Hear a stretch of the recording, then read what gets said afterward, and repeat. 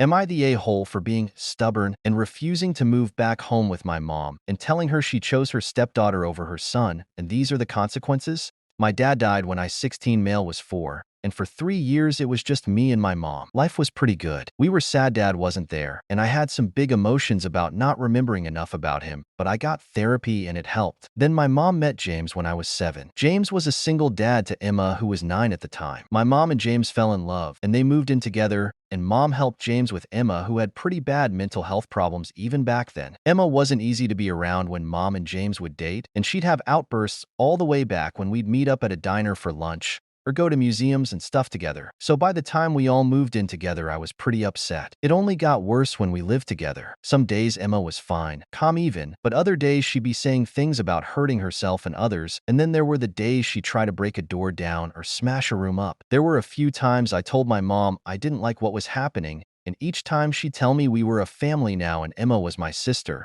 and we needed to be there for her. When Emma was 13, she started taking drugs. Then she started drinking. Sometimes she acted less explosive when she was high or drunk, but once that wore off, she was worse. When she was 15, she freaked out one day, and even though she didn't drive it, she basically totaled her dad's car, and she broke the front door and 2 of the front windows. The police and an ambulance came, and she was removed from the house. CPS stepped in, and she was placed in a place to help her with her mental health. She stayed for a year. I was forced to visit twice a month with my mom or with James. If I asked to stay home, the answer was no, and she needed to see her family. She was released, but she wasn't sent to our house at first. She was placed with a therapy foster family. She'd come to visit, but even with all the help, she was still difficult to be around, and I hated those visits. Then she moved back into the house with us after 3 or 4 months with the foster family. In the background of all this, my paternal grandparents were fighting my mom over me. They tried to get custody 3 times, but were denied. They didn't feel like she was putting me first,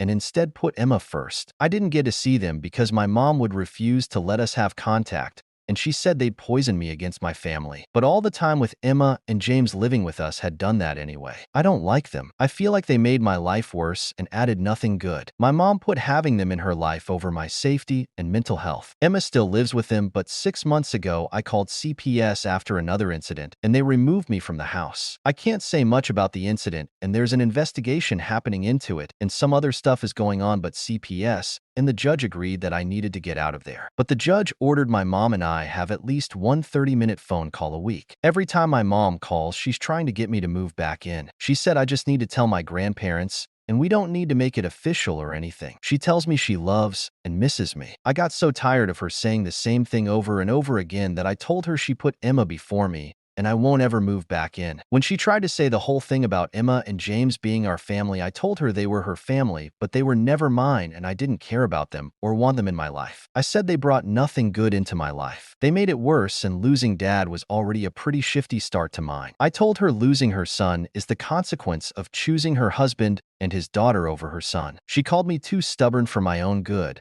and asked me where my understanding for others had gone. And she ranted about Emma being sick and needing family and love and support. She was going on like that until the 30 minutes was up, and I just ended the call. But she sent me some texts after it, and they bothered me. Am I the a-hole?